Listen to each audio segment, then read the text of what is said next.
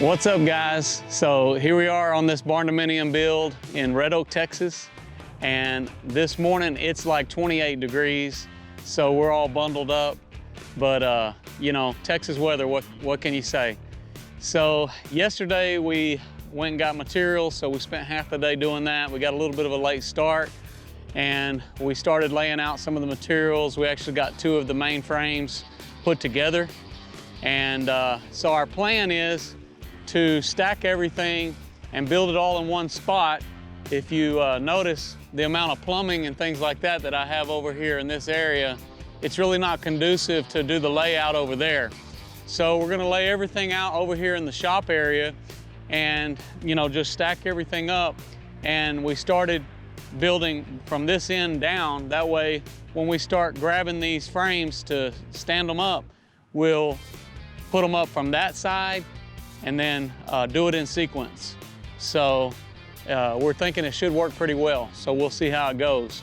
But we got a few more here to build this morning, and then we'll be standing them up. All right, so one of the things you'll notice here is we've got our 12-inch beams. This is our end wall beams.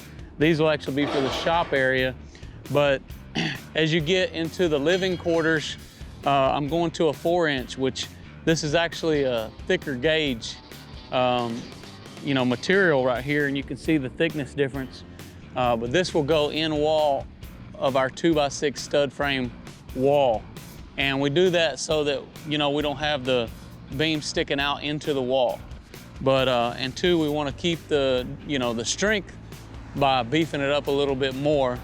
But you can see we're working everything to this line, which that's the edge of the base plate. I like to lay it all out in the place that it's gonna stand, so we're working from those form walls on the side, and we can measure the height. So I put a line in the center to get a center line, and we you know, measure from the end of that wall to the height, so we know exactly, you know, that we're getting a 412 pitch, which is what we're gonna have on this particular build. So we're gonna let them finish fabricating these, and then we'll be ready to stand it up.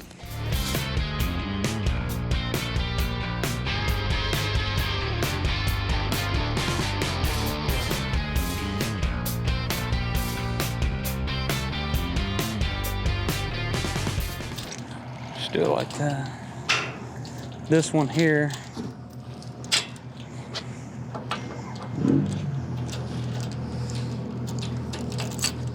might just wrap it. Doesn't really have to be.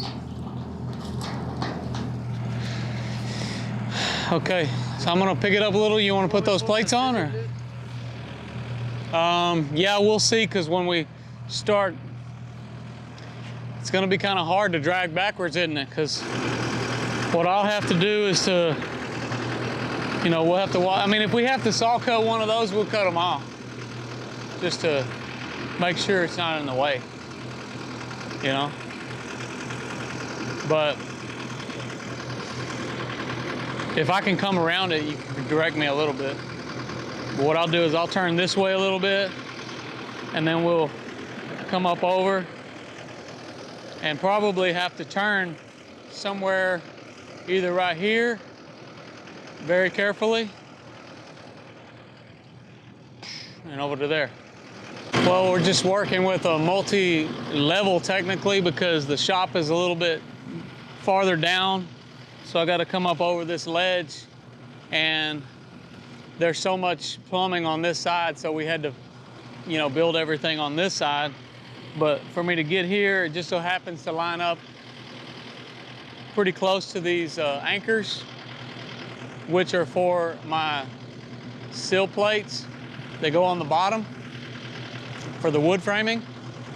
But if I have to cut one off, it's not a big deal. I can always add another anchor at any point, you know, wherever I need to. We just drill it and anchor it, you know. So we'll try not to hit it, but if we hit it, that's okay. We have to put these on flush on this side because they're gonna face the outside. The other ones we centered, But that's why I was wondering why they were doing it now and not before. Like, well, they couldn't center it up because it was sitting in the way.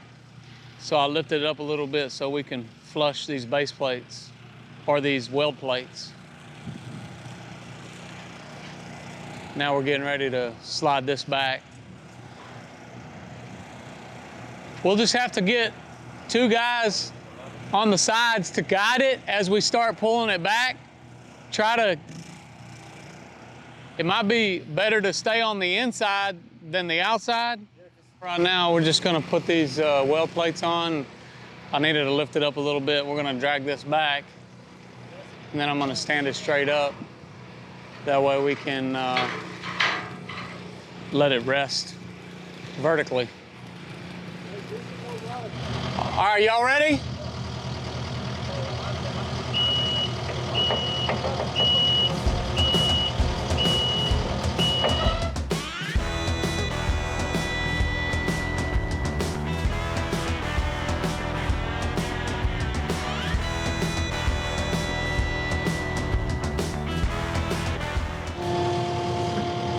Nice and easy.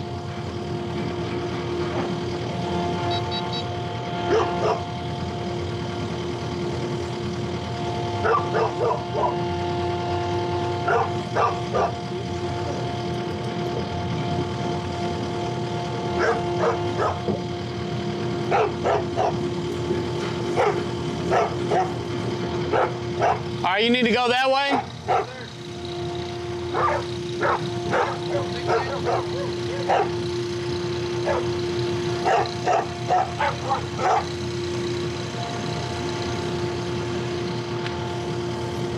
Are we close? Right there, we're good. Right there?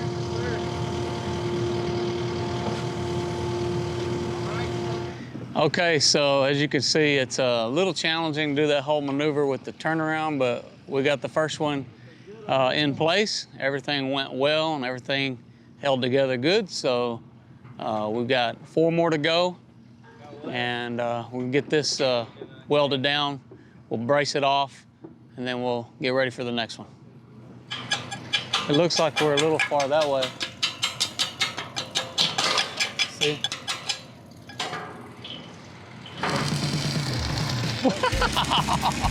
Nice. Got him. Nice. The only one out here. You got him. That's level. Yeah. I didn't leave you. No, I'll let you. That's good. We checked the other one. Okay, everything went well on that one. So now, I-beam number 2. So we've got the main end walls braced off to hold everything into place, and it's level, at least on the side legs. And so that way when we come and put the next one, we can use that as somewhat of a basis. So that is the plan.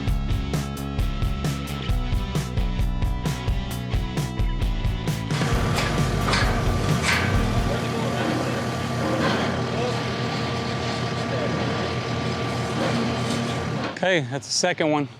Now we're gonna, the eve purlins take a little more time, so we're gonna go to the first Z purlin on that second weld plate and use that to level this, since we've already got our first bay or our first beam is tied off to our ground supports. We're now leveling from that, and we'll just be checking that the whole time that we go.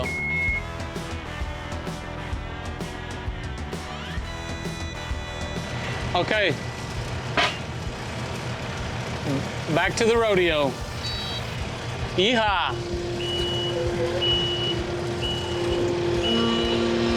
Don't let me hit nothing.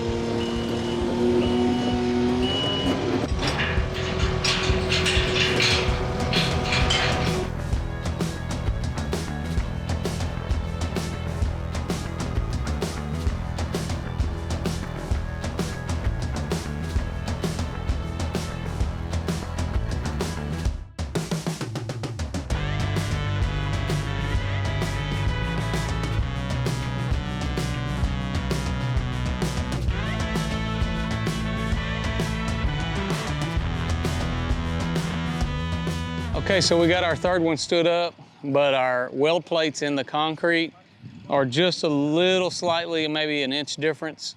So we're making the adjustments. We got plenty of room on the plate itself to adjust, but we're just trying to check everything, make sure it's square, because your purlins, you know, everything's been ordered for 20-foot span. So, but in this case, I actually thought this span to the other one was 25 foot, so I've got extra materials if I needed them. But in this case, we won't, because we're right at 20 foot.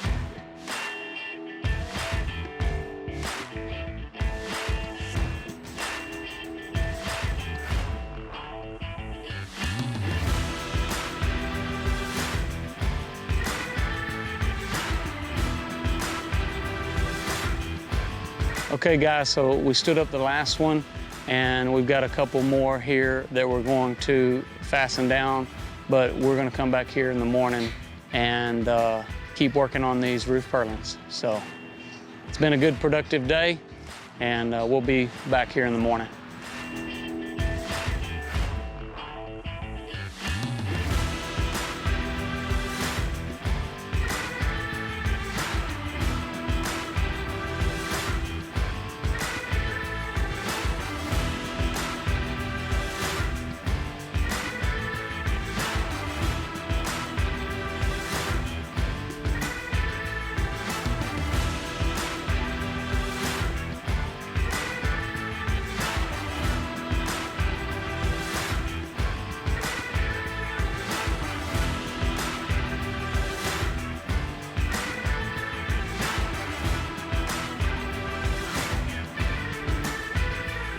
Okay guys, so we're wrapping up this episode. Everything's been going really well. We've got all of the roof framing is done, and we're finishing up on the shop area with all of our wall girts. And right now we're trying to wrap up the framing for the porch area on the back porch. It's gonna have a cool gable, you know, with the truss look.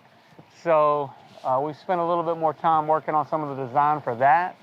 But everything's going well. We look forward to showing you more on that next update for this build. So we're just about ready for our 2x6 stud walls. So we're about to go ahead and initiate getting the materials here for that, and getting our wood framing crew in here so we can start sealing up around on the walls. I do want to get the roof here. I think we're expecting some rain here in the next few days, so we'll be back at it. But anyhow, I hope you've enjoyed watching the process on this build for the framing. You know, we try to show as much as we can, but I feel like we're getting quite a bit in this episode, so I hope you enjoyed watching this. I'm Josh Helm, wishing you all the best. Thanks for watching Texas Best.